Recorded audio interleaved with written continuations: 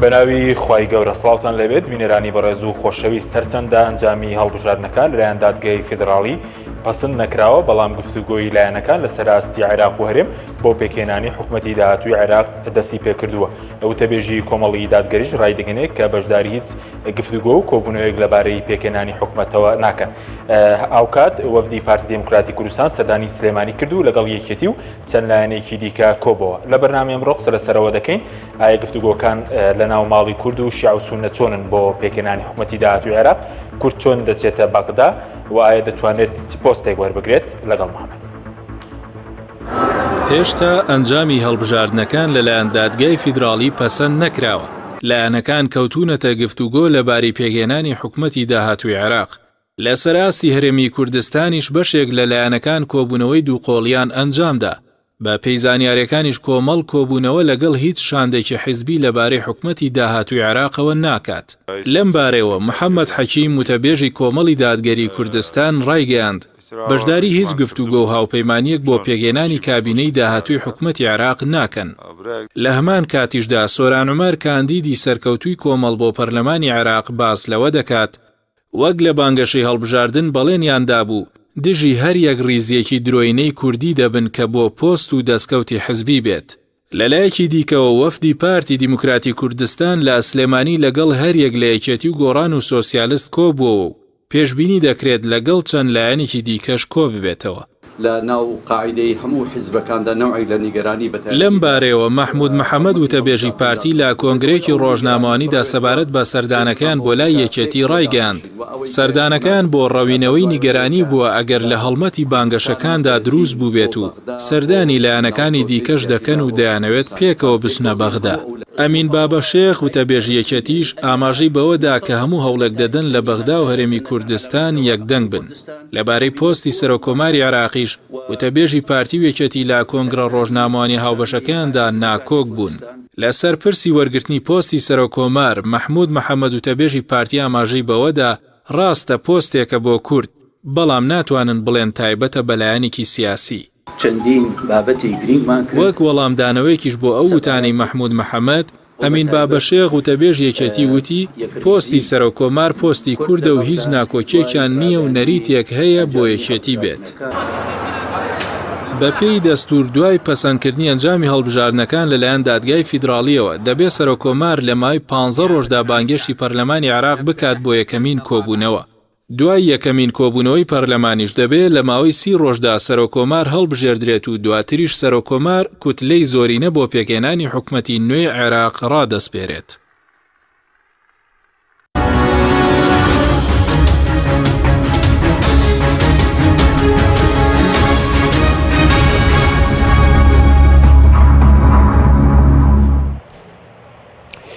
جارێکتر سڵاوتان لەبێت بینەرانی بەڕێز بە قسەکن لە سەرم پرسە میێندەرێک لە بەڕێزان دکتۆر جەلال حەسەن مامۆستای زانکۆ و شارەزای کاروباری عێراق هەروە حەسەن بارام چاودێری سیاسی و شارەزای کاروباری عێراقمان کردو. سوپاسی ئامادەبوونتان دەکەین. دکتۆر جەلال لەگەر لە بەڕێستانەوە دەست پێ بکەین سەبارەت بەوەی کە هۆکاری سێکە تاکو ئێستا ئەنجامی هەڵبژاردن بڵین پەسەند نەکراوە دە ڕۆژ مەجال هەیە بۆتانەکان دواتریش دادگای فیدراڵ دەبێت ئەنجامەکان پەسەند بکات بەڵام ئێستا گفتوگۆی لایەنەکان لە ژێرەوە لە سەراستی کوردستان لە سەراستی عێراق بڵین دەستی پێ کردووە؟ بەڵێ گفتوگۆکان دەستی پێ کردووە لە ڕاستیە دوایەوەی کە با بڵێن ئەو نەتیجانەی کە بەدەست ژمێردرانەوە ئەو سنووقانەی کە بەدەست ژمێردرانەوە ژماریان نزیکەی 4000 سندوقێ بوو هەمان نەتیجەیان ناوەکۆ سنووقانەی کە ئەلکترۆنیەکان کردبووی ئەوە بووە هۆیەوەی کە ئەم لایەنە سیاسیانە تا ڕادێکی زۆر متمانیان بەوە بێ کە ئەم نەتیجانە دوای اعتراضەکانیش گۆڕانکاری گەورەی بەسەرانایە بۆیە هەرزوو دەستیان کرد بە گفتوگۆکانیان بەتایبەت ئەو لایەنانەی کە کورسییان لە 30 کورسی بەرەوسەرەوەیە هەرچەند من تەسەورەکەم یعنی پێکهێنانی حکوومەت و دوای ینی تەصدیقی نەتائجش لەلایەنێت محکەمەی اتحادیەوە پێکهێنانی حکوومەت لەوانەیە کاتێکی زۆری بوێ چونکە ئەم جارە ینی شێوازی دابەشبوونی کورسیەکان تا ڕادەیەکی زۆر بەتایبەت لە نێوان شیعەکانە زۆر سەیرە و لەوانەیە کاریگەریەکی نێگەتیڤ دروستکە لەسەر کاتی پێکهێنانی حکوومەت بۆ نمونە ئەوەی کاوترێک کە کوتلەی سەدری نزیکی 73 کورسی هەیە بەڵام دوای ئەو فەرقەکە زۆر ئاگاتە 37 کورسی کە ئەنوەری مالکی هەیەی وەکو ئیتلافی دەوڵەتی قانون بۆیە ئەم فەرقە گەورەیە هەوڵی هەردوو لایەن چڕە بێتەوە لەوەیە کە کامیان بتوانێت کوتلەی گەورە بێ خۆشمانەزانین بە ناڕسمی ئەبێ سەرۆک وەزیران لە شیعە بێت ئەمە شتێکی ناڕسمیە بەڵام عادەتی سیاسی وای هێناوە ئەوان هەوڵی خۆیان تەرخانەکەن بۆیە بتوانن لە ئەو لایەنانە سود ببینن کە لە دەرەوەی خۆیانن بە نمونە سوننەکان و کوردیش بۆیە لێرە یاکرێ بڵێن بۆ سوننە و کورد ئەمە چانسێکی گەورەیە بۆیە بتوانن یاریزانێکی باش بن لەو نێوەندەیە داواکارەکانی خۆیان بەڕوونی بخەنە بەردەست ئەو لایەنەی کە ئاوێ کوتلەی گەورە بێت باشە بەس وتت ئەنجامەکان بنسبە ماڵی شیعەوە سەیرن هەر تەنە لەبەر مەسەلەی کورسیە یاخود سەیرەکە لە شتی تریشدایە ئەو فەرقی کە هەیە فەرقەکە زۆر گەورەیە یعنی جاری پێشوو بۆ نمونە کوتلەی دەوڵەتی قانون 48 کورسی هێنابوو ئەوەی حەیدەر عەبادی 42 کورسی هێنابوو ئەوەی باڵن هادل عامریش نزیک لەوە کورسیان هێنابوو بۆیە تقریبا ئەوەندە نزیک بوون لە یەکەوە کە ئەگەر بکەوتناتە گفتوگۆ لە بواری ئەوەی چێ کوتلەی گەورەیە کورسی بوو بەڵام ئەم جارە جیاوازەکە زۆرتر گەورەیە ئەمە یەکێکە لە جیاوازە ئاساسەکان لەوە جیاوازێکی ئاساسی تریژەوەیە کە سەدر زیاتر خۆی بە کوتلەیەکی عێراقی ئەزانێ و هەموو جارە تەرکیزە کاتە سەرەوەی کە ئێمە نە شەرقین نە غەربین نە ڕۆژ ئاوین نە ڕۆژ خەڵاتین بەڵکو ئێمە بریتین لە عێراقی و ئەو کوتلانەی کە ئێران بە تەواوەتی یاخود بەنهێنی پشگیری کردوونەوەوانە کورسی کەمیان هێناوە ئەمە تقریبن تا ڕادەیەکی زۆر ناڕزایی لە نێوانیانە دروست کردووە بەڵام لەبەرەوەی کە کورسەکانیان زۆر کەمە و حجمی خۆیان زۆر بۆ دەرکەوتووە هەندێکیان گوایە چاوەڕێەوەکەن کە نەتایج بە فەرمی ئەلام کرێن جا موقفی خۆیان دەربڕن هەندێکیان هەرزوو هەوڵیان نابچنە سەر جادە و خۆپیشاندان بکەن بەڵام هێزە عێراقیەکان بەتایبەت ئەوانەی کە هێزی فەرمی عێراقن ئێستا ئامادە باشن بۆ حاڵەتێک بەتایبەت لە ناو بەغایە گەڕووبە بۆیە تەوەقعیەوە کرێ کە ئەوان بیانەوێ شتێ بکەن بەڵام ئەگەر تونند و تیژیش بنوێنن بە حتمما بە زەرەری خۆیان نشکێتەوە چونکە ئەگەر لەم انتخاباتەیە ئەو دەنگیان هێنابێ تونند و تیژی نایان باتە خانەیەکی پێشکەوتوتر بەڵکو ئەگەر نیان باتە خانەیەک دوای ئەوەش و نەبێتە هۆی ئەوەی کە بەڵگەیەک با بەدەست حکوومەتی عێراقیەوە کە بە فەرمی ئەمانە بە میلیشیا لە قەڵم بدا هەنگاوێکی باش نییە بەنسبەت ئەوانە بۆیە تەسەوەرەکەم لە کۆتاییە ئەوانیش بێدەنگی خەڵبژێرن و چاوەڕوانی انتخاباتی داهاتوو بکەن سوپاس دەکەم کاکتۆر حەسەن جاناویش بەخێر بێ سەبارەت بە ئاستی کوردستان بڵێن ئەمڕۆ وەفدی پارتی هاتوو بۆ سلێمانی لەگەڵ یەکێتی نیشتیمانی و لەگەڵ بستنەوەی گۆڕان و چەند لایەنێکی تر کۆ دەبێتەوە باسییانەوە کرد کە بۆ ڕەواندنەوەی تای هەڵبژاردنە پێ دوای دوایەوەی کاڵبژاردن تاوا بۆ ئێستا و ئەو بانگ ئەو شەڕاگەنی کە هەبوو ئێستا بەرەو هێوربوونەوە دەچێ پێشبین دەکرێت پارتیویکێتی بەجێ یاخود بەیەکەوە بڕۆن بۆ باغدا زۆر سپاس دیارە ئێمە ئەگەر دیقەت بین لە هەموو هەڵمەتێک و بانگەشەی هەڵبژاردنە جۆرێک لەو تایە دروستە بێ جۆرێک لە هێڕشکردن و تا ئەندازەی تەشیرکردن و ناوزڕاندن و کۆمەڵی هێڕشی هەمە جۆر بۆ سەرێک دروستە بێ پێم وایە تا ڕادێک دەقی وەرگرتووە لە وڵاتە هەم لە عێراق و هەم لە هەرێمی کوردستان یعنی بۆ شتێکی نۆرماڵ دواتر بە کۆمەڵێک گفتوگۆ و حیوار و دیالۆگ ئەو دۆخە شوێنەی دەبێتەوە وایەور ئەبێتەوە و ئەم هەنگاوەی پارتی دیموکراتی کوردستان بە نەزەری من هەنگاوێکە بۆ ئەم قۆناغی هەرێمی کوردستان و بۆ قۆناغی عێراق هەنگاوێکی دروستە یعنی ئەوەی کە لانی کەم لە میدیاکانەوە دەیبینین و هاتنی ئەوان و دەست پێشخەری ئەوان پێمان دەڵێ ئەم جارە وەک جارەکانی پێشوو پارتی دیموکراتی کوردستان لە خۆبایی نییە یعنی سەر ڕایەوەی دەنجی زۆری هێناوە 33 کورسی هێناوە بەڵام لەگەڵ ئەوەشە هەست ناکەی لە خۆباییە و دەیەوێتی دەرگای گفتوگۆ بکاتەوە بە تایبەتیش خۆتان نزان لەگەڵی چێتی نیشتمانی کوردستانە کۆمەڵێک فاکتەر هەن کەوا لە پارتی دیموکراتی کوردستانەکەن هەنێک جار بەراوردی یعنی کورسەکان نەبنە بەراورد زیاد و کەمی کورسەکان چونکە دیفاکتۆیەکەیە لە کوردستانە بمانەوە و نەمانەوێ بریاوان نەبووە ئێمە دوو زوونمان هەیەوان دوو زوونە هەریشی لەلایەن هێزێکەوە تا ئەندازەیەک حکومڕانیەکرێ بۆیە هیچ هێزێک لەم دوو هێزە ناتوانن هەنگاوی گەورە بنن بەبێ ئەوەکەی کە ئەمە لایەنێکی تریشی دۆخی یەکێتی نیشتمانی کوردستان و پەیوەندیەکانی لانی کەم سەرکردایەتی ئێستا یەکێتی نیشتمانی کوردستان لەگەڵ پارتیە دەتوانین بڵێن مامەڵەکە جیاوازترە نەرمتر مامەڵە دەکرێت و ئەمە لایەنێکی تری ئەوەیە وەکەوەی مامۆستا ئاماژەی بۆی کرد ینی عێراق ئێستا لە بەردەم هەم کوردستان و هەم عێراقیش لە بەردەم کۆمەڵی هەڕەشە و ئالنگاریایە کە کورد ناکرێ بە بەردەوام ئەم هەڵانە دووبارە بکاتەوە پەرتەوازە بێ بە دووبەرێکی بڕە بە گوتاری جیاواز بچێتە بەغا چووکە دوجار عێراقیەکان بە هەموو ڕنگ و بۆکانیانەوە تا ئەندازەی یەک گوتاریان هەیە بەرامبەر ئێمە بۆیە لە هەلومەرجێکی وەک ئێستا کە عێراق لە بەردەم هەڕەشە و مەترسیایە ناوچەکە لە جۆرێک لە ئامادەکاری و جۆرێک لە نیوچە شڵژانێکایە کورد ئەگەر بەتەنها هەر هێزێک بەتەنها بڕە هەم بۆ هێزەکە زەرەرە چکە هەم لە ئیجماعی کوردی دەرەچێ و هەم ڕەنگە کوردوتنی ینی تاکە سوارە تۆزی کەمە ینی چەند پێکەوە بچن هێزەکان هێندە بۆ کورد و بۆ هێزەکانیش دەبێتە پارسەنجێک کە بتوان لە بەغا چێرفی داواکان بەرزتر بێت ئەو توێژەی کە کراوە پێشتر بۆ منە بازدەوەکە کە پارتی لەگەڵ سەڵدریەکان جۆرێک لە تێگەشتنی هەیە پێ دوای کێتیش خۆی ئاگاداری ئەوە بێت یاخود ئێستا گفتوگۆکان یەکلا نەکراونەتەوە بۆ نمونە چکە بازەوەکە پێشتر یەکێتی نیشتیمانی پێش هەڵبژانەگەڵ فەتحوەندێک لانی تر گفتوگۆی هەبوو بێ لەبارەی پێکەنانی حکوومەت و ئێستاش پاتیش لەگەڵ سەدریەکان دوارەستەی جیاواز نییە بڵێن یاخود ئێستا یەکلا نەکراوەتەوە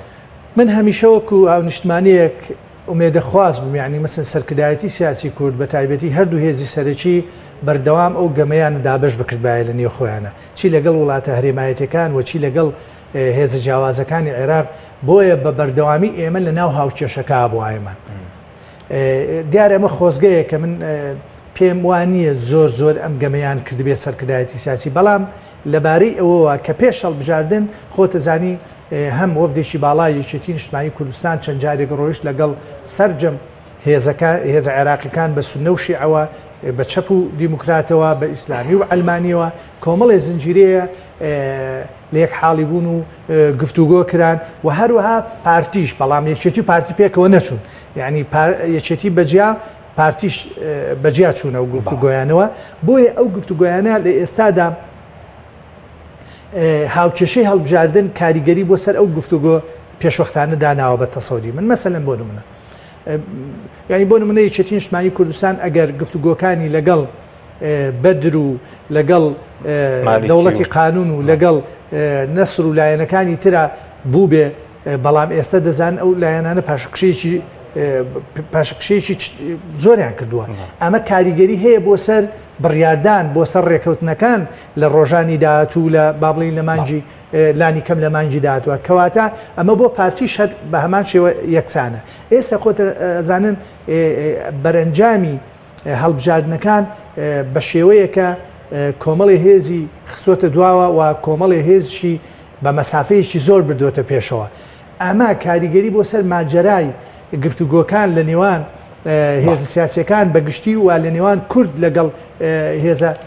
عێراقیەکان کاریگەری هەمە چەشنی ئەبێت بۆیە تەسەوری من ئەم دانیشتنە کە هەنگاوی یەکەمەوە پێم وایە گفتوگۆی تر بە دوایە دێت جارێکی تر ڕێخستنەوەیە و ئامادەکردنی یعنی لە ئامادەکردنی چیتر بێت بۆ ئەوەی بە شێوازێکی تر بشین لە بەغدا گفتوگۆ بکەین چونکە تەکەتولەکان ئێستا لە بەغا براوەکان لە بەغا ئەو واقعی پێش هەڵبژاردن نییە. سوپاس دەکەم کاک تۆر سەبارەت بە بڵین بەڕێزوتت پێکێنانی حکوومەت دوا دەکەوێت وەکۆی ساڵی 2010 کە 5 مانگ دواکەوت دواتر حکوومەتەکەی عادل عەبدولمەجید بڵێن حکوومەتێکی سەقامگیر نەبوو ئەم جارە بەنسبەت ماڵی شیعەوە ئەوە سەدرە سەرۆکوەزیران بەتەنیا یەکلا دەکاتەوە یاخود لەگەڵ بۆنم لەگەڵ مالیکی و ئەوانەش دەبێت گفتوگۆ بێ لەگەڵ لایەنەکانی تر مەوسم لەناو ماڵی شیعە ئەم جارە کێ پۆستی سەرۆکوەزیران یەکلا دەکاتەوە ئێستا زیاتر چانسی سەدر زیاترە کورسیەکانی تقریبا نیوەی ئەو نیسابە یاساییە کە ئاکرێ هەبێت نیسابی یاسایی بۆ ئەوەی کە تۆ سەرۆکوەزیرانت هەبێ ئەبێ لانی کەم 165 کورسی بەرەو سەرەوە لابێ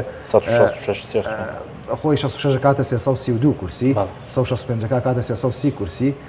کۆی کورسەکانی پەرلەمانی 329 بۆ یەگەر تۆ مەسەلەن 165 کورسیت هەبێ ئەو کاتە ئاکرێ بڵێ من کورسی ئەم کۆکردنەوە ئێستا سەدر خۆی 73 کورسیە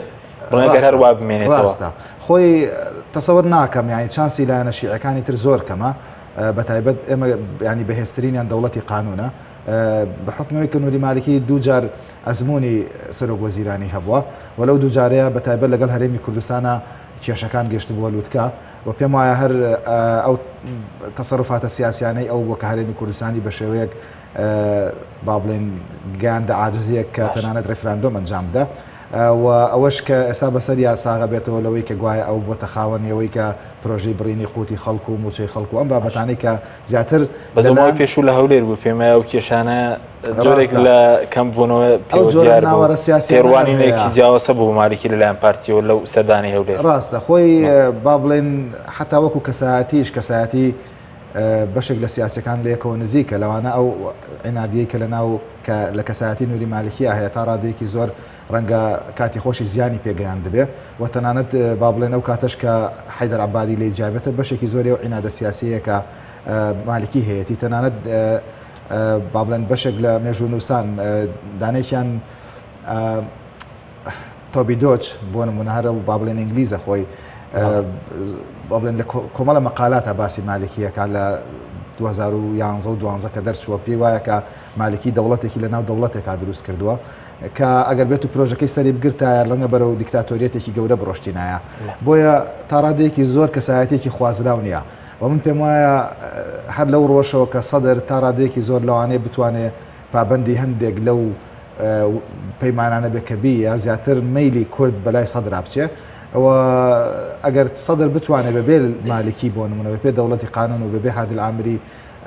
سەرۆک وەزیرانی کابینە پێک بهێنێ تا ڕادەیەک گرانە ئەبێ یەکێک لەم لایەنانە ڕەنگە هەر بەشداری پێ بکە بەڵام بۆ ئەو ئیشەکە ئاسانترە و لەوەی کە بڵێن بۆ نووری مالکی بۆیە من وەکو خۆم چانسی ئەو زیاترە بینم و دەمێکشە پرۆژەوەی هەیە کە سەرۆک وەزیران لای ئەو بێت و پێی وایە کە ئەگە سەرۆک وەزیران لای بێت توانێت چاکسازی گەورە بکە پێم وایە خەڵکیش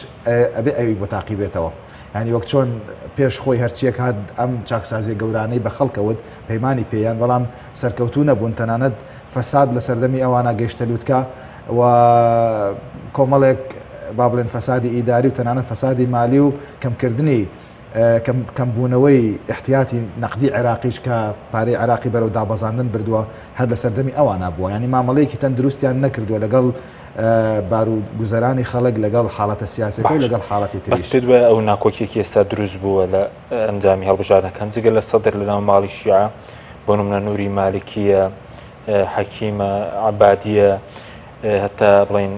فاڵح فەیاز و هادی عامری ئەوان هەموو ئەنجامەکان تا ئێستا ئەنجامەکان ڕەت دەکەنەوە دەگاتە پێکدادانی چەکداری نەگەر نەتیجەکانیان بەدڵ نەبێت و لە حکوومەت بە تاواتی پەراوێز بخرێن ئێستا خۆ پیشاندانیشان هەیە بەشێک لە لایەنەکان ڕاستە خۆی کێشەکە لە چیە لە عێراقا لە عێراقا معادلە سیاسەکە گۆڕاوە بەشێکی لەبەرەوەی کە خەڵک بێئومێد بۆ لەوەی کە ئەم سیاسیانە جارێکتر بتوانن ڕوویەکی جوانی سیاست پیشانی خەڵک بدەن بەشێکی ئەو نیزامە انتخابیە بۆ کە وای کردو کە ئەوان دۆڕاون و هەندێک لەوانش کە بۆ نمونە کەمیان هێناوە بەتایبەت هادل عامری ئەوان باسی ئەو تەزویراکەن گوایە کە لە ئیمارات و ئەمانە کراوە کە من پێم وایە ئەوەی بۆ ئەوان ئەوە دەنگی ڕاستەقینەی ئەوانە ڕەنگە جاران تەزویرەکە زۆرتر بوو بێ بۆی ئەوان توانیوانە و دەنگانە بێنن ئێستا خەڵک تێگەشتۆ کە ئەحزابی دینی بەگشتی لە باشوور ڕوویەکی جوانیان پیشان نەیەوە بۆیە خەڵک لە ئەحزابی دینی بێزارە بەتایبەت ئەوەی کە حسابی بۆ ناکرێت جیلێکی گەنجە کە موالیدی 2002-2003 و دەنگی یاوە لەو کاتەوە کە عێراق بۆ نمونە ئازاد کراوە لەو کاتەوە ئەم لەدایک بۆ نازانێ ئەم جیاوازیانە یانی چی نازانێ ئەو تەنها بەدوای هەلی کار ئاگەڕێ ئەو پێی وایە ئەم سیاسیانە زۆر ئاگای لە مێژووی ئەم سیاسیانە نی و بەلاشیەوە گرنگ نیە ئەمانە چێن و چێنین بۆیە لە ڕاستی ئەم جیلە گەنجەس جیلێکە کە تا ڕادەیەکی زۆر دیموکراسی خوازە تا ڕادەیەکی زۆر حیزبێکی دینی ڕوتێکی دینی ڕاستە بەڵام ئەوەی کە سەدر جیاکاتەوە ئەوەیە کە هەر خۆی شوێنێکی پێوترێ مەدینەتە سەدر کە تایە خەڵکێکی هەژار نشین خەڵکێکە بەردەوام ئومێدی دینیان لەسەر ئەم هەڵچنیەوە لەبەرەوەی کە تا ئێستا پۆستی سەرۆک وەزیرانی لا نەبووە تاقییان نەکردێتەوە حتمما خەڵک زیاتر دەنگی بووە یا خاڵێکی تریژەوەیە کە بەشێک لە سەدرەکان کاتێک گەندەڵ بوون بە فەرمانێکی مختدا سەدر بۆ نمونە هەمیان لە کار خراون هەر بۆ نمونە بە هەڵعەرەجی کە ماوەیەک جێگیری سەرۆک وەزیرانی عێراق بووە کە حاڵەتێک لە فەسادی لێ دەرکەوت لە ڕوتی سەدر کرایە دەرەوە بۆیە خەڵک ئەم ئومێدەی هەیە کە سەدر بتوانێت گۆڕانکاری بکە سەدر بتوانێت ئومێدێک بێ بۆ خەڵک سوپاس دەکەم کاکەسان سەبارەت بە پۆستەکانی کورد ئەمڕۆ کۆنگرەی ڕۆژنامەوانی هەبوو لە یانوتەبێژەیەکێتی نیشتیمانی و پارتی دموکراتی کوردستان وتەبێژێکێتی نیشتمانی باسیەوە کە کوونەری تێک پۆستی سەر و کۆمار هەر بۆ یەکێتی دەبێ وتەبێژی پارتی بازەوە کە تاکو ئێستا پشکی کووردە بەڵام دیار نییە تایبەت نییە بەلایەنێکەوە بڵێن پێ دوایە لە کۆتاییدا کێ چانسی زیاترە بۆ پۆستی سەر و کۆمار بڵێ دیارە نەریتێکەیە لە 18 ساڵی ڕابردووە ئەمە لە دەستوری عێراقان نیە ینی ئەمە شتێکی یاسایی نییە شتێکی نەنووسراوە شتێکی نەنووسراوە یعنی عرفێکە لە دوای پرۆسەی ئازادیەوە بۆ ئەوەی حکمی پێکەوە کارکردنی هەموو پێکاتەکان دابشکاریە کراوە بۆیە پۆستی سەر و کۆمار لە 18 ساڵی ڕابردووە بۆ کورد بووە لە کوردیشە بۆ پشکی یەکێتی نیشتمانی کوردستان بوون جا ئێستا یەکێتی نیشتمانی کوردستان ئەوەندەی من ئاگدار بم ینی مسڕە لەسەرەوەی کە ئەو پۆستە بۆ ئەو بێت ئەوجا پێم وایە ئەمە من ئومێ دەکەم ینی کورد هەمووی یەکدەنگ بێ لەسەرەوە جاریی تر بە هێزەکان تاکتاک نەچن چکە ئێستا عێراقی ئێستای دوای هەڵبژاردنەکان و ئاسی ململانیەکان ڕەنگە وەکو پێشوو نەبێ و لانی کەم بۆ یەکێتی نیشتمانی کوردستان ڕەنگە بەشێک لە دۆستەکانی ئێستاکە پاشە قشیان کردبێت یعنی وەکەوە نییە کە ئەو مشتومڕێی لە ساڵی 2010دا بۆ یەکلاکردنەوەی سەر و کۆمار کە یاریەکی مارەسۆنی زۆر دوور و درێژ و تااقەت پرۆچێن بوو بۆیە باش وایە بۆ کورد ئەوە بکرێت بەڵام لە بەرامبەریشە شتێکی تر هەیە لە هەرێمی کوردستان ئەبینی کە پۆستی سەرۆکی ئەنجومەنی وەزیران و پۆستی سەرۆکی هەرێم بۆ پارتی بووە لە بەرامبەرە پۆستی سەر و کۆمار ینی تقریبا ئەوەش دەقی گرت بوو ینی ئەگەر ئێستا گۆڕانکاری بەسەر ئەوە بێ کۆمەڵش دەگۆڕێ کە من پێم وان نییە پێم وانە لەم قۆناغا یەکێتی پارتی زۆر دەستکاری ئەو فۆرمەگەر پارتی سەر و کۆمار و سەرۆکێرم بۆ یەکێتی بێ بە پێەوە بێ مەرج نییە ینی ئاڵگۆڕکردن بە پۆستەکان بەڵام وەکەوەی چۆن لە عێراق بۆتە عورفێک لە هەرێمی کوردستانیش ئەو دابشکاریە تا ڕادەیەک عورفێک بووە چەنی ئەمە لە دەرەوەی دەستور و یاسا و کۆمەڵێ بابەتە بەڵام واقعێکە دیفاکتۆیەکی وای کردووە بەم شێوەیە دابش کراوە بۆیە باش وایە بۆ کورد ئەم جارەیانیش پێکەوە بچن من قسم لەسەر ناوەکە نییە قسم لەسەر پشکەکە نییە گرنگەوەی بۆ کورد بێ و لە ناو کوردیشە دیارە یەکێتی نیشتمانی کوردستان وەکو هێزی دووەم لە هەرێمی کوردستان ئەوە بە پشکی خۆی زانێ و ئەگەر بێت و پارتی دیموکراتی کوردستان لە ئێستادا چاو بڕێتە سەر ئەو پۆستە دەبێت بیر لەوەش بکاتەوە لە هەرێمی کوردستانە ناتوانێت بە تەنیا سەرکاری هەموو ئەو پۆستانی پۆستە باڵایانێ بکە کە سەرۆکایەتی هەرێما و سەرۆکایەتی ئەنجومەنی وەزیرانە ئەگەر مەبەستیان بێ وەکو چۆن لە ڕابردووە حکومڕانی ئەم هەرێمەیانە کردووە ئەو پرۆسەیە بەردەوام بێت چکە دەستکاریکردنی ئەو بابەتانە بە تەسەوری من دەلاقەیە خاتە نێوان ئەو مۆدێلە ئەو فۆرمە کارکردنی کە لە نێوانی یەکێتی نیشتمانی کوردستان و پارتی دیموکراتی کوردستان بۆیە بڕام وایە ڕەنگە ئەم مەرحەلەش بەو شێوەیە باشە وەزۆکو چانسیە چونکە ئێستا باز لە دکتۆر بەرهەم دەکرێت مەلا بەختیار دەکرێت ناو پارتی باسی و شەرجێباری فوات حسێن ئازاد بەرواری فازڵ میرانیەوانە دەکرێت لە ناو یەکێتیشە جاری دیارە کێ چانسی هەیە ئەگەر وەکو یەکێتی ئێمە جارێک ئەوە زۆر گرنگە کە تەسەورەکەم لایەنە عێراقیەکانی شەمان ئەو قەناعەتیان لا چەسپیوە کە سەر و کۆمار بۆ کوورد دەبێت ئەمێنێتەوە نێوان یەکێتی و پارتی کە من بڕام وایە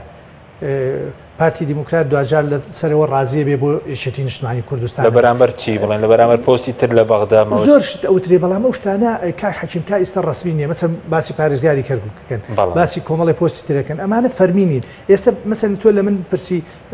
کە کێ چانسی زۆرە بۆ ئەوە بێ ینی ئەوەی کە بەڕێز هاوسەرۆکی یەکێتی نیشتمانی کوردستان پێش هەڵبژاردن و لە ئانووساتی هەڵبژاردنەوە و لەم ڕۆژانیشە دووبارەی و سێباری کردوێتەوە قسە لەسەرەوەیە کە بربژێری ئەوان بەڕێز کاک بەرەم ساڵحە بۆ ئەو پۆستە بۆ پۆستی سەرۆک کۆمار ینی خولێکی تر ئەو سەرۆک کۆمار بێ بەڵام ئەمە دەمێنێتەوە سەر دوو ئاست لە گفتوگۆ ڕێکەوتنی نێوان یەکێتی و پارتی ئەو جار ڕێککەوتنی نێوان یەکێتی و پارتی لەلایەک و ڕێککەوتنی لایەنە ئەو لایەنی کە یان با بڵێن ئەو تەکەتولەی کە زۆرترین کورسی کۆکاتەوە چکە دوجار ئەمە بە دەنگدان تێپەڕەبێت لە پەرلەمانی عێراق و ئەمەش مشتومڕێکی زۆری لەسەرە و جگە لە هاوچێشە هەرێمایەتی نێودوڵەتەکان بۆ بابەتی سەرۆک کۆمار کە من پێم وایە بابەتی سەرۆک کۆمار و سەرۆکی ئەنجومەنی وەزیران کۆمەڵێک هاوچێشە تێکەڵن یعنی کۆمەڵی هێز هەن لە دەرەوە لانی کەم لە 18 ساڵی ڕابردووە لە بابەتی یەکلاکردنەوەی پۆستە سیادیەکانیان پۆستە یەکەمەکانی عێراقدا قسەی خۆیان هەبووە بە دووری نازانم جارش قسەی خۆیان هەبێت بۆ بابەتان بەس بە کوردی سەوار بنسبەت پۆستی سەرۆک کۆمار بەرامبەر بکرێت پۆستی پارێزگاری کەرکووک ئەمە دەکرێت پێ دوایە نیپارتی پارێزگاری کەرکووک وەبریا خود ئەسڵەن نەتیجەی هەڵبژاردننی پەرلەمانی عێراق دەتوانێت پارێزگاری کەرکووک یەکلاتی خۆت پەیوەندی بە هەڵبژاردننی ئەنجومەنی پارێزگاکانەوەی کە ئێستا بڵێن هەڵوەشاونەتەوە بڵێن کارەکانیان ڕایگیراوە ئەمن بڕام وایە زیاتر ئەمە هینە شتی زۆر جددی نیە ینی ئەوەی بابەتی سەرۆک کۆمار پۆستی سەرۆک کۆمار لە بەرامبەر پۆستی چکە پارتی دیموکراتی کوردستان بە ڕسمی قسەی لەسەر و بابەتانە نەکردووە و وەکو ئەوەشتو ئاماژت بۆ کرد بابەتی پارێزگاری کەرکووک بابەتێکی ئالۆزە بابەتێکە لە نێوان پێکاتەکانایە و بابەتێکە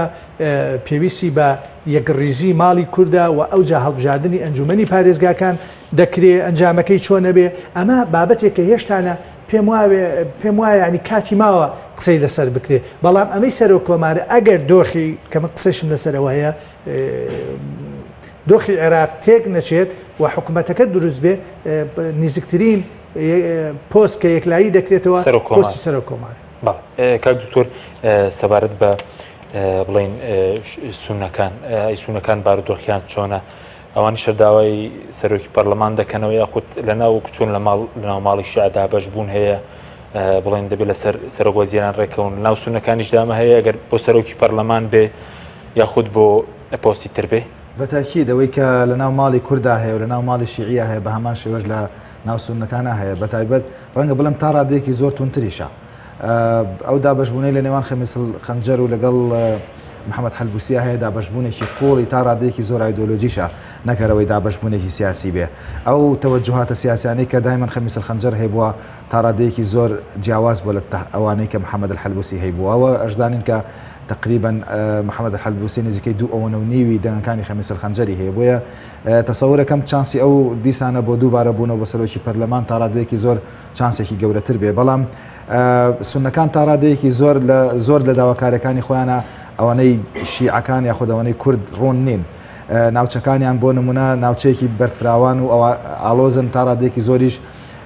ڕوون نین داواکاری سیاسەکانیان چییە؟ ئەنیەوەی کە باز دەکرێت دەتوانن جێبەجێ چکەندێک باسی داواکاری ئاوادانکردنەوەی ناوچەکان و گێڕانەوەی ئاوارەکان و ئازادکردنی هەندێک زیندان و زیندانی سیاسی سونی و پۆستەکانیش بڵێن قورسە جێبەجێکردنی ئەمان ئەوەی کە ئەوان داوایەکەن داواکاری تا ڕادەیەکی زۆر لە چاو هەندێک داواکاریەکانی کووردا و داواکاریکن تاوەڕێک داواکاری ئاساین یعنی ئەکرێ بۆ نموناگەر بودجێک تەرخام کرێ بۆ گەڕانەوەی ئاوارەکان چەند ئاوارەکان بەشێکی زۆریان من هەندێکیان هەر لە ناو سلێمانیە ئایان ناسم کە ئێستا ماڵە لە ناو شارەیە لە ناو کامپانین ئەگەر پێیان بڵێ بڕۆنەوە لەوانێ پاڵیشیان پێوەنی بڕۆ ناڕۆنەوە یعنی هەندێکیان هەر بەڕاستی لێرە نیشتە جێ بوون مناڵیان لە قوتابخانەیە لە 2008 لێرن بەشێکی زۆریان پێیان وایە ژیان لێرە باشترە هەندێکیان هاتون خانوویان کڕیوە یعنی ئەو ئاوارانەی کە ئەوان زۆر جار باسی لەکەن من تەسەوەرەکەم لە سایە 50 بۆ 60یان نەیانەوێ بڕۆنەوە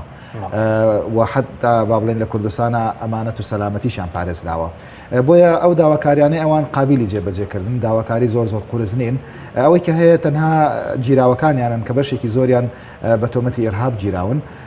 ئەوەی تۆمەتی ئێرهابی لەسەر بێت تا ڕادەیەکەم لە ڕووی دەستوریەوە تا ڕادەیەکی زۆر ئاسان نییە دەرچێک بدۆزیتەوە بۆی ئازاد بکردن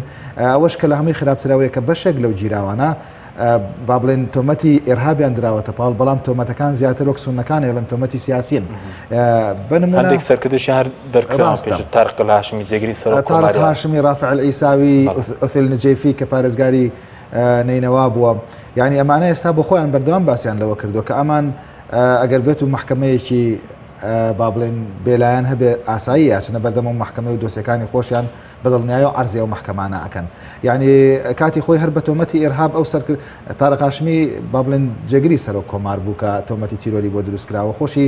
ناملکێکی هەیە کە باسی ئەوە کات چۆن ڕزگاری بووە کە تەنانەت بۆ نمونە با بڵێن دەبابەیان بردوتە بەردەم ماڵەکەی لە ناوچەی سەوز واگەر بێت و تەدەخلی ئەو کاتەی مام جەلال نەبووایە هەر تەسەوەرکە لەوێ ئەیان گرت و ئێستاش لەنگە هەر لە زیندانەکان ئاژیانی بەسەر ببردایە بۆیە ئەمە با بڵێن سونەکان بەس پێ دوام جارە سونەکان بڵێن خۆیان ڕێخسپێتەوە هەم بۆ خۆیان بڕێردن کێ کاندیدکەن هەم ئەوش کە ئەو سەرکردانێکی ئێرهاب بڵێن تۆمەتی ئێرهابیان لەسەر کە بەرز و تۆمەتێکی سیاسی ئەوش لا ببرێت من پێم وایە سونەکان ئێستا عەقڵتر لە جاران بیرەکەنەوە کۆمەڵە سیاسیان بۆ ینی کۆمەڵە سیاسی تازە هاتوونەتە پێشەوە کە هەمویان سیاسی عاقڵن کۆمەڵە سیاسیەکەن ئیتر بیر لەوە ناکەنەوە بایکۆتی پرۆسی سیاسی عێراق بکەن ئەوە پێیان وایە ئەبێ دەستگرتن بە دەستورەوە و دەستگرتن بە داواکارەکانی سونەوە ئەو ناوچانەی ئەوان کە تا ئێستا بێ بەش کراوە و مەحروم کراون ناوچەکانی ناوەدا نکاتەوە بەڵام بەتایبەت مووسڵ کە ناوچەیەکی سونیە ڕەنگە بڵێم ئەوە هەرە داواکاری قورسەکەی سونەکان بێکەتیایە ئەوان بیانەوێ ئەو ناوچانە ئاوادانکەنەوە زۆر تەکلیفێکی قورسە بەڵام ئەکرێ بۆ نمونەیەکێک لە مەرجە سەرەکیەکانیان ئەوە بێ پێم وایە بۆشیان جێبەجێ بکرێت بەڵێ سوپاسان دەکەم بەڵێ بینەرانی بەڕێز ناوبڕێژ کورت و دەگەڕێنەوە وڵاتان لەگەڵمانمێنە تۆپ ئارت تاکە بریکاری تۆڕی میدیایی کۆمەڵ بۆ بەرهەمهێنان و بڵاوکردنەوەی ڕێکلام یەکێک لە خواردنەکانی سفرەی کوردی برنجی ڕووبهەنارە خواردنێکی زۆر بەچێژ و بەتامە چەندی لێ بخۆی لی تێر ناخۆی برنجی ڕۆبەنار زۆر خۆشە خۆشترە بێت ئەگەر برنجەکەی برنجی مەحموود بێت برنجی مەحموود کام شیر باشترینە بۆ کۆرپەکەم شیری دایک باشترین و پارێزراوترین سەرچاوی خۆراکیە بۆ کۆرپەکەت بەڵام لە هەندێک باردا دایکان ناتوانن شیری خۆیان بدەن بە منداڵەکانیان بۆیە من پێشنیاری شیری کۆنفیلاک دەکەم وەکو تاکە جێگرەوەی شیری دایکان کە لەلایەن فۆنتێراوە بەرهەم دەهێنرێ کە شارەزایی زیاتر لە 50 ساڵیان هەیە لەو بوارەدا ئایا کۆنفیلاک گونجاوە بۆ گەشەی کۆرپەکەم بە دڵنیاییەوە کۆنفیلاک سەرجەم سەرچاوە گرنگەکانی خۆراکی تایە بۆ گەشەی سروشتی منداڵ و بەهێزبوونی ماسوولکە و چاو و ئێسک و گەشەکردنێکی ئاسایی مێشک ئەتوانین نمونەیەکی تاقی بکەینەوە بێگومان ئێوە دەتوانن نمونەی شیری کۆنفیلاک تاقی بکەنەوە و ئەنجامە سەرسوڕهێنەرەکانی ببینن شیری کۆنفیلاک تاکە شیری جێگرەوە دوای شیری دایکان دەوڵەمەندە بە ئۆمیگا 3 ئاسن پۆلین و ڤیتامین و کانزاکان و سەرجەم سەرچاوە خۆراکی گرنگەکانی گەشەی کۆرپەلا کۆنفیلاک یەکەم شیر دوای شیری دایک کارگێ ئاوی سلێمانی تازەترین بەرهەمی خستە بازاڕەوە کارگێ ئاوی سلێمانی بەهۆی کوالیتیە بەرزەکەی و ئاوە سازگەرەکەی یەکەمین کارگێ لە عێراقدا کە بەرهەمەکانی لە ئەوروپا و ئیمارات بەردەستن بۆنی کەمترین بڕی سۆدیۆم و نەبوونی نیترات لە ئاوی بەڕادی سلێمانی وای کردووە ببێتە خاوەنی حەوت بڕوانەمی گیانی و لێدوڵەتی ئاوی بەڕادی سلێمانی دڵنیایی زیاتر تەندروستی باشتر کارگەی ئاوی سلێمانی تۆپ ئارت تاکە بریکاری تۆڕی میدیایی کۆمەڵ بۆ بەرهەمهێنان و بڵاوکردنەوەی ڕێکلام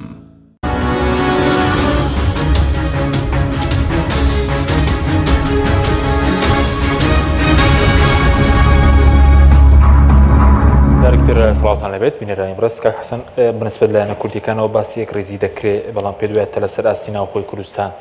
بۆ نمونە کێشەکانی هاوڵاتیان چارەسەر نەکرێن بۆ نمونە ئێسێمە دەبین لە دوای هەڵبژاردنەکەەوە کێشەی بانزینە کێشی بڵێن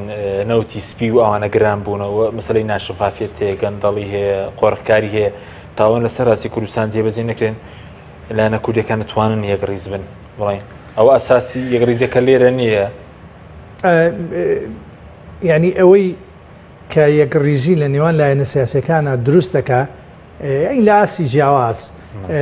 نەتیجەی هەڵبژاردنەکەیە یعنی قسە لەسەر نەتیجەکەیە کە مەسەن پارتی دیموکراتی کوردستان چەند دەنجێناوەی نیشتمانی کوردستان چەند دەنجێناوە لایەنەکانی تر چەند دەنجانێناوە قسە لەسەر خزمەتگوزاری نیە چکەوە گەر پێش هەڵبژاردن وایە قسە لەسەر بابەتی خزمەتگوزاری و کۆمەڵی بابەتی تا لە ناو خۆ تۆ دادگەریت نەبێ حکومڕانێکی باشت نەبێ دەتوانین لەوێ یەکڕیز ڕێزیەکە تەنها بۆ پۆست ئەگەر وایە ئەو شتانە نییە ئەمە کێشەمانی هاوڵاتیان ئێمە بەدەست کێشەی موچەوە کێشەی خزمەت گوزاریەوە نەبوونی سوستەمەنی پێویست کێشەی بنزینە بابەتی ئازادیەکانە بەڵام دوجار ئەگەر سەیری دەنگەکانی ژەکەی بەڕازی جاگەر وایە بۆ دەگانە چێرفی دەنگەکان بەرز بۆتەوە وەلحاڵ ئەوەیان بابەتێکە دەکرێ هاوڵاتیانی ئێمە خۆیان ئامادەکەن بۆ مانجی هەشتی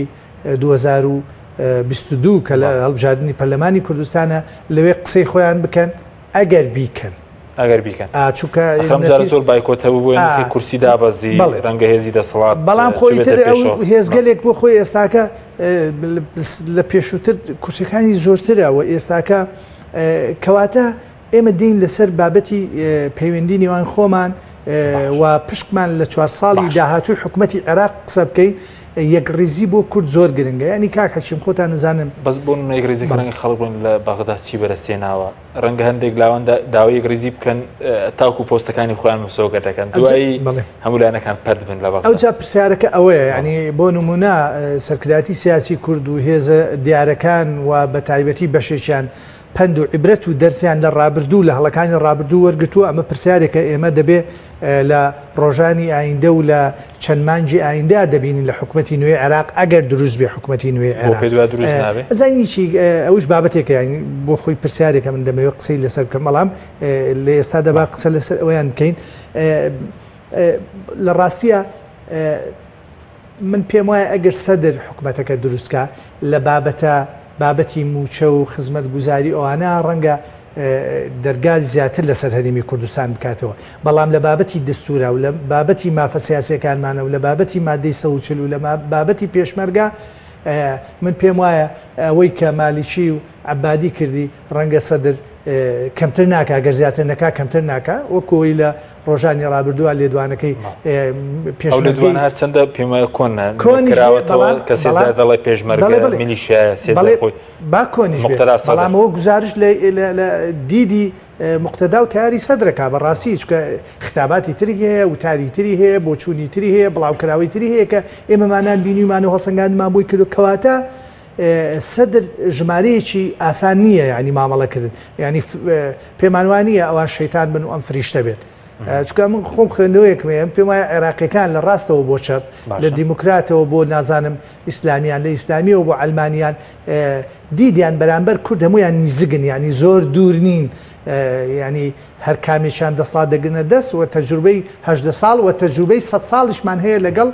ناوەندا و لەگەڵ عەرەبە چۆن مامەڵەیە کردووە بەڵام لێرە کورد ڕۆڵی کورد خۆی چییە کورد دەبێ بە ئاسانی من نەدا بۆ پێکێنانیەوە حکومەت بە تایبەتی بابەتی پێکێنان ئەگەر حکوومەتی تیاری سەدری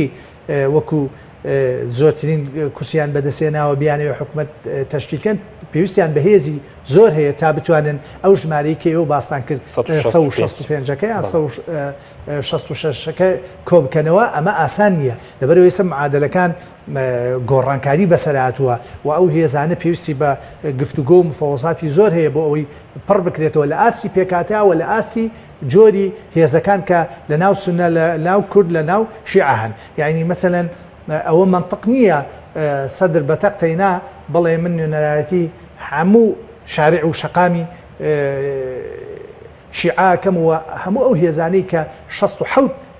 گروپی میلیشایی لە عێراقایە بیخەیتەلاوە هیچیان لە سوپای عێراقی کەمتر نییە بەڵکو داعم و پشتیوانی و کۆمەڵی پرۆژەکانیان زۆر لە سوپای عێراقی کۆنکریتی ترە کەواتە بابەتی پێکێنانی حکومەت زۆر قورسە دەبێت کورد هاوشانی بابەتی موچە و خزمەت گوزاری و استحقاقات و مافەکانی خەڵکی کوردستان و پشتی ئەم هەرێمە دەبێ بابەتی خاک و بابەتە دستوریەکان چکە یەکێ لەو هەڕەشانی کە لەسەرمانە لە ئایندا بابەتی دستورە و دەستکاریکردنی دستورە بۆچوونی لایەنە عێراقیان لە بەرامبەر دستور و لە بەرامبەر سیستەمی فیدراڵی گۆڕانکاری بەسەرهاتووە و کۆمەڵی هەڕەشەی ئەقلیمیشەیە لەسەر ئەو بابەتە کەواتە کورد ئەم جاریان قورسترە گفتوگۆکان و دەبێ یەک بە یەکڕیزی بچێ دوو تەنها بۆ پۆست نەچێ بۆ بەغا دەبێ ئەمجا بە پرۆژەیەکی متەکاملەوە بچێت و پشت بە دەستور ببەسێ و پشت بە یەکڕیزی و خەڵکی کوردستان ببەسێ چونکە بە درێژایی مێژووی کورد هەر کاتێک کورد یەکدەنگ و یەکڕەنگ بێ هەنگاوی باش چۆتە پێشەوە هەر کاتێ پەرتەوازە و ناجۆر بوو بێت پاشەکشە کراوە بۆ هەندێک جار لەلا حیزب دەسەڵاتەکان خراپ بەکارنێنراوە بۆ وەرگرتنی پۆست بێ بۆ وەرگرتنی پارە بێ نازانم ڕێکەوتنی ژێر بەژێر بێگومان ڕەنگە خەڵک وسانی ریزەکان بۆ ببینێت کە لەوێ خاک بگەڕێتەوە داکۆکی بێت لە موچەی فەرمانبەران و لە پشکی پێشمەرگە و مەسەلەی فیدراڵەتوانە بەس لە ڕابردوو ئەوە نەکراوەکو پێویست نمونەی دەورەی ڕابردوو ینی ئەوەی کە لە 2010 بوو ینی یەکێک لەو بابەتانەی کە نازانم من لانیکە من نمبینیەوە هیچ کۆمنتێک لە بەردەستمانە لێدوانێکی زۆر ڕسمی و فەرمی لە بەردەستمە بابەتی مادەی سەوچل و ناوچە جێناوەکان ئەو دۆخەی تەعریب و ڕاگواستن و سوکایەتی کە لە بەرامبەر ئینسانی کووردا دەکرێت لە خانەقین و لە خورمات و لە کەرکک و لە ناوچە لە مەخمور و لە شنگال یعنی دەبێ ئێمە یەکێ لە بابەتە هەر ئەساسیەکان کە مەرج بێ بۆ چوونمان بۆ ناوە حکومەتە ئەبێ ئەو ناوچانە بێ و بابەتە دستوریەکان بێ و ئەستحقاقاتی هێزی پێشمەرگە بێ نەک هێزی پێشمەرگە ئێمە جاری نچوینە ڕێکردن تێز و بیرکردنەوەی تیاری سەدرەوە بێ ئێمە شاوشانی میلیشاکان یعنی ئێمە زین دەلالە چیەکە لە دەستوری عێراقیە مەسەلەی هێزی هەرێمی کوردستان هاتووە ئەو کە چاوپێکەوتنەکەیش ڕاستە کۆنە باش گوێم لێ گرتووە دەڵێ ئەخر لە دەستورە هاتووە ینی بڕای بە دەستورەکە نییە ئەمانە بەڕاستی پێدوار تێڕۆنی پێشمەرگە میلیشا بڕای بە فیدراڵەتی ژنی وەکو فیدراڵیت عێراقیەکان من ئەمە قەناعەتی منە هیوادارم هەڵە بم عێراقیەکان بڕوایان بە مافەکانی کوردنی یا ڕەنگە وەکو مواطنێک هاوڵاتیەک وەک هەر پارێزگایکی تر بڕایان پێبێ بەڵام ئەو دۆخەی کە لە 2023 ڕوویدا و هاتنی هاوپەیمانەوان و ئەمریکا و شڵەژان لە عێراقا دۆخێکی دروست کرد و ئەو کاتێش کوردی یەکریز بوو یەکدەنگ بوو کۆمەڵی هەنگاو چووە پێشەوە بەڵام ئێستاکە لە 2014 کۆمەڵی هەنگاو بەدوا هاتووە کە ئومێ دەکەین سنووریی بۆدانێ بووەستە کاک تور سەبارەت بە کورد اتحادای زۆری لە بەردەما چێت بەشداریکردن لە حکوومەت بێ چی لەوەش کە ڕەنگە ئەم جار هەندێک پەرلەمانتار دەرچوو بوون خیبرەی کاری پەرلەمانیان نەبێ زمان وەکو پێویست نەزانن بڵین توانای لۆبیکردن و ئەوانیان نەبێ ئاستەنگی زۆر لە بەردەم کورت هەیە ئەم بۆ پێکەنانی حکوومەتەکان لە پەرلەمانەکەش بەڵێ ئاستەنگەکان زۆرن ئەم جارش بەڵام هەر حەزم قسەیەکش لەسەر ئەوە بکەمەوە کە مەسەلەی موقتەدا سەدر و بۆچوونی بەرامبەر بە هێزی پێشمەرگا من تەسەوەرەکەم زیاتر مەبەستی ئەو هێزا پێشمەرگەکانی پارتی وێچێتی بێ زیاتر کە بە میلیشیان دانێ ئەجین هەر لە دەستوری عراقیە بەدەر لەوەی کە باز لە حرەسی ئیقلیم کراوە مۆزوعێکی تر بەس ناوی پێشمەرگە ناتوە دەڵێ پاسەوانی شەرت نییە ئێمە مادە دەستوریەکانی ترە بە لێک بینەوە بۆ منە پێم مادەی دەستوری وازم مادەی سەحەڤەیە کە ئاڵێ هەموو مؤسساتی هەرێمی کوردستان بەڕسمی ئەناسێنرا لە لانەم دەستورەوە ئەین دەستور هەموو مؤسساتەکانی هەرێمی کوردستان بە دەستگای تەنفیزی و قەزایی و تەشریعیشەوە ناسێنێ وەک دەستگای ڕسمی لە زمنی دەستگا تەنفیزیەکە وەزارەتی پێشمەرگەت هەیە کە تۆ وەزارەتی پێشمەرگە ناکرێت بە هیچ جۆرێک بە میلیشا لە قەڵەم بدرێت هەرچەند ئەمە لە ڕاستیە دوایی با بڵێن ڕەنگە دادگای دەستوری ئەوەیەک لای بکاتەوە کە با بڵێن هێزە پێشمەرگە حیزبیەکان میلیشیا بوون وەک چۆن بۆ نمونە سەرایە سەلام ئەکرێ کە هەری با بڵێن موقتەدا سەدر خۆیەتی سەرایە سەلام ئەکرێ میلیشیا بێ و بەشێک لە فەسائیلی حەشدی شعبیژە ترێ ئەمانە میلیشیا بن بەڵام هێزی پێشمەرگە وەکو وەزارەتی پێشمەرگە بە هیچ جۆرێک ناکرێ بڵێ میلیشیایە چونکە بریتیە لەو هێزەی کە لە زمنی حکوومەتی هەرێما وەک دەستگای تەنفیزی اعترافی پێکراوە بەشێک لە دەستگای تەنفیزی هەرێمی کوردستان بریتیە لە وەزارەتی پێشمەرگە بۆیە ئەمە تەسەوورەکەم تەنها بۆ چوونێکی سەرپێیی بێ ودای دادگای دەستوریش بەتاکید دەماتوانێت لای بکاتەوە ئاستانەکانی بەردەم و پەرلەمانتارانە کە ڕۆشتونەت ئەوێ بەشێکی زۆری پەیوەندی بە نەبوونی خبرەی سیاسیەوە هەیە یعنی خبرەی سیاسی زۆر ضرورە بەدەر لەوەش ینی خبرەی بەدەر لە خبرەی زمان و زمانزانین و ئەمانە کاری پەرلەمانی بۆ خۆی کارێکی قورسە بێ پێشینەیەکی باشت هەبێ ئەبێ لانی کەم مەوادی دەستوری زۆر باش دیراست کردبێ بێ بزانی نظامی داخلی پەرلەمان چۆن ئیشەکە ئەبێ بزانی ماوەڕە ئەلکەوالیست چۆن قوانین دروست ئەوە کاروبارە ڕسمیەکانە بەس لەوەش گەورەتر تۆ کاچیتەوێ ئەوەی کە لە تەلەڤیزۆن ئایبینێ کابرای کاچێتەوەی کە لە تەلەڤیزۆن و ئەلام ئایبینی ئەوەت بەشی دەرەوە ئەو بەشە ناگرنگەکەی ئیشەکانە بەشە گرنگەکانەوەی تۆ لە ماوەڕە ئەلکەوالی ساتوانی بە چه هێزێک بە چ قووەتێک بچیتە ناو مفاوەزاتەکانەوە هێزەکەی تۆ چییە ڕەنگە کوتلەیەک 5 ئەندام پەرلەمانی هەبێ لە کوتلەیەکی 30 ئەندام پەرلەمانی بەهێزتر بتوانم مفاوەزات بکات لەبەرەوە مقاوماتانەی کە لەناو ئەم کوتلەیە هەیە بۆیە لە ڕاستیە سیرەکاری پەرلەمانی بۆتە کاری هەموو کەسێک یعنی لەگەڵەوەی کە زۆربەی ئەوانەیە چن ئەوێ پێم وایە هێشتا معلوماتی سەرەتاییان لەسەر قەزایی دەستوری نییە یعنی ئەگەر بۆ نمونە هەر باسی کارێکی پەرلەمانی لەگەڵا بکەی ڕەنگە دەمیتە تەڵەب بکە کە ئایا نظامی داخلی پەرلەمان چۆنە چییە چۆن بەڕێواچێ بەهەرحاڵ ئەمانە گرفت دروست ئەکەن گرفتی گەورەشن بەڵام ئەکرێت بۆ نمونە لەبەرەوەی ئێمە فراکسیۆن ئیشەکە لە ناو پەرلەمانە عادەتەن بەشێک لەمانەیە چنە ئەوێ دوای قسەی سەرۆک فراکسیۆنەکەیانەکەون بەڵام ئەکرێت بۆ نمونە لەوانە فراکسیۆن هەبێ ئێستا هەمویان خاوەنی هەمان خیبرە بن هیچیان خیبرێکی وایان نەبێت لە پەرلەمانە چکە هەمووەندان پەرلەمانەکانیان تازەن کاتنەوە بن بوونەوەی نوێ هەمووەندان پەرلەمانەکانی خەڵکی تازن بەشێکی زۆری من ئاگادارم خیبرەی سیاسیان زۆر کەمە یعنی چوونە ئەوەیان بەنەوە کورسیەوە ڕەنگە کاریگەرێکی گەورە دروست نەکە ئەگەر نەتوانن جێگەی خۆیان بکەنەوە و بۆ نمونە هەر ئەوان ئەگەر من بە ئەدای کوردستانیان سەیری کە مەگەر هەمان ئەدا بنوێنن لەوێ تەسەور ناکەم زۆر بۆیان بچێتە پێشەوە بۆیە لە ڕاستیا بێ ئەوان خۆشیان بگۆڕن ئەمە ڕاستە بۆ هەموو کوتلەکانی تریش بۆیە بەو هیوایی کە ئەو ئەندام پەرلەمانانەیە بتوانن بۆ وەزیرەکانیش بڵێن پۆستی سەرۆک کۆمارە خۆ پێشتر ئێمە پێشتر ڕێژەی کورد لە سەرمی کابینێکەکەم زۆر و بەس ئێستا لە دوایین کابینێک کە بڵین مستەفا کازمی دابەزی بۆ لە سەدا سیانزە لە کۆی 22 وەزارەت کورد سێ وەزارەتی لا بۆ وەزارەتی دەرەوە و داد و ئاوادانکردن و نیشتە جێکردن کە دویان پارتی بڵێن یەکێکیان یەکێتی ئەمجارە پێ دوایە دەتوان پشکی زیاتر بەرز بێن پۆستەکان ئەگەر پۆستەکانیش باشی بەکاربێن گرنگن وایە بە بۆچوونی من ئەوەنەی کە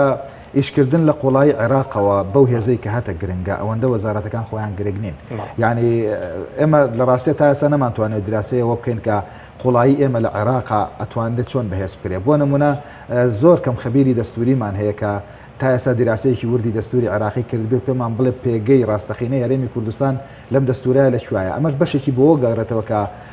سیاسەکانی کوردستان بە پارتی و بە یەکێتی و بە گۆڕان و بە ئەحزابی سیاسیەوە بەردەوام بیرێکیان لای سەربەخۆیی بووە و قاچێکیشیان لەناو حکومەتی عێراقیە بۆ موچە و بۆ وەزارەت و بۆ پۆستەکان یعنی تەنانەت مەجالیەوەیان نەبوو کۆمەڵی خەبیر بێن لەوە بکۆڵنەوە بزانن ڕۆلی هەرێمی کوردستان لەم دەستورایە هەر بە نمونە قەزەی پێشمەرگە بگرە معقول نێت تا ئێستا دیراسەیەک نەکرابێت لەلایەن ئەم ئەحزابی سیاسیەوە کە پێشمەرگایان میلیشیانە کە ئەمە گەورەترین کێشەیە کە تووشی هەرێمی کوردستانە بێتەوە دوای ئەگەر قەزەی نەوت هەر لێگەڕێ یعنی ئێستا مادەی 111 و 112 کۆمەڵک مادەی ترمان هەیە کە باسی نەوتەکە لە دەستوری عێراقیە تا ئێستا ڕوون نییە کە چۆن نەتوانرێت ئیشێکی گەورە لەسەر ئەمە بکرێ یعنی تەسەور کە کوردی 2005 سیاسەکانی 2005 عقلانەتر ئیشیان کردووە لەسەر دەستور لە سیاسەکانی ئێستامان هەر بە نمونە من ئاگادارم کە کۆمەڵێک خەبیر هەبوون کە خەبیری دەستوری بوون هەندێکیان با بڵێن دانێکیان خۆمەی ناسم ئێرلندیە خەبیرێکی گەورەی بواری دەستورە کە بۆ کورد ئیشی کردووە و دانێکیشان عەرەبە مثلا دکتۆر منذر الفضل کە ئیشی کردو بۆ قەزەی کوردی ئایا سیاسەکانمان بەو شێوەیە ئێستا توانن ئیشکەن زۆر زەحمەت سپاسیم کا حسن کاتمان زۆر کەمەوە بەس سەبارەت بەوەی کە بەڕێز بە حکومەوەیەکی خەڵکی ناوچە جێناکۆکەکانیشی بۆچی هیچ چاوڵێک نییە بۆ ئاساییکردنەوەیان یاخود دەکرێت ببێتە پێشمەرجەوەی کە ئەو ناوچانە ئاسایی بکرێنەوە و ئەو زوڵمەی کە لە کورد دەکرێت لەو ناوچانە لە دوای ڕێفراندۆمەوە کە پێشتی شەر هەبوو بەڵام زیادی کردووە بکرێت بە مەرجێک بۆ پێکەنانی حکوومەتەکە دیارە و دۆخی کە لەوێ دەگوزارێت کۆمەڵێ هۆکار لە پشتیون یەک لەو بابەتە ئەو میلیشایانەیە کە لە عێراق و لەو ناوچەیە حکومەکەن بەڕاستی ئەوان ئێستاکە حاکمی یەکەمی و ناوچانن خاڵێکی تر هەڵەی کورد خۆیەتی لە ڕابردووە یعنی زۆر مۆفەق نەبووە لە حکومڕانەکەی لەوێ و بۆشایەکی وایان جۆرێک لە برینی جێهێڵاوە تۆزێ ساڕێژکردنی لای نەتەوەکانی تر قوس بووە هۆکاریی تری دەستێوەردانی هەرێمایەتیە لەو ناوچانە بەڕاستی دەبێ ئێمە ئەوە بە هەند وەربگرین چونکە ئەوەی دەگوزارێ من هەندێک معلوماتی ڕەنگە نتوانین لێرەوە باسی بکەین لە بچووکترین شتە هەردوو دەوڵەتی دراوسێ تورکیا و عێراق دەخالەتەکەن لە کاروباری کەرکووک و ناوچانە خاڵێکی تر لە دوای ڕووداوەکانی 16 ئۆکتۆبرەوە ناجۆری و نایەکڕیزی کووردە لەمەڕ پرسی ئەو ناوچانە یعنی ئەگەر دیقەتماندا بێ لە 4 ساڵی ڕابردووە هیچ کۆدەنجیەک نەبووە بۆ دانانی پارێزگایەک بۆ مەلەفی سەربازی لەوێ تا ئەندازەیەک بۆ جێبەجێکردنی مادەی 140 و بۆ یەک پاکێجێک نەبووە لایەن هێز سیاسەکان و هەرێمی کوردستان و مامەڵە بکەن ئەوەش بۆ خۆی هۆکارێکە هۆکاریی تر لە عێراقا دەوڵەت لە ناو دەوڵەتە تا ئەم دقەیە کە ئێمە قسەی تێداکەین بۆیە زۆر جار ئەوەی پێی دەوترا حکوومەت بۆ من لە بەڕێز کازمیە دەویست هەنگاوێک بنا بە ئاراستەی هێورکردنەوەی دۆخی و ناوچانە دەیان بربەستی بۆ دروستەکە لایەن میلیشیاکان و یان لەلایەن دەروجیرانەوە یان لایەن هەندێک هێزی سیاسیەوە ئەمە بۆ بجێش بە هەماشەوە بۆ استحقاقاتی خەڵکی هەرێمی کوردستانیش کەواتە کێشەکان لەو ناوچەیە زۆرن و هەمە چەشنن باشترین شتیش بۆ کورد لەم قۆناغا یەک ریزی کووردە کە کورد یەک ریز و یەک دەنگ بوو بە یەک بەرنامە بە یەک پاکێچووە بەردەمی حکومەتی عێراق من تەسەورم وایە دەتوانین لە هەندێ ماف و پلە خۆمان بە دوور بگرین لەسەر مەسلەی خاک زۆر جددی بین و زۆر یەک دەنگ بین لانی کەم ئەگەر ناکۆک بن هێزەکان لێرە با لەسەر ناوچە داگیرکراوەکان یەک دەنگ و یەک ڕنگ بن من پێم وایە دەتوانین بۆ قۆناغا هەنگاوێک دوان بچینە پێشەوە. زۆر سوپاس بۆ بەرەزان حەسەن بارەم و دکتۆر جەلال حەسەن سوپاسی ئامادەبوونتانەکەین. زۆر سوپاس بۆ بینەرانی بەڕێز، سوپاس بۆ هۆکارام تا بەرنامێکی دیکە خواتان لەگەڵ.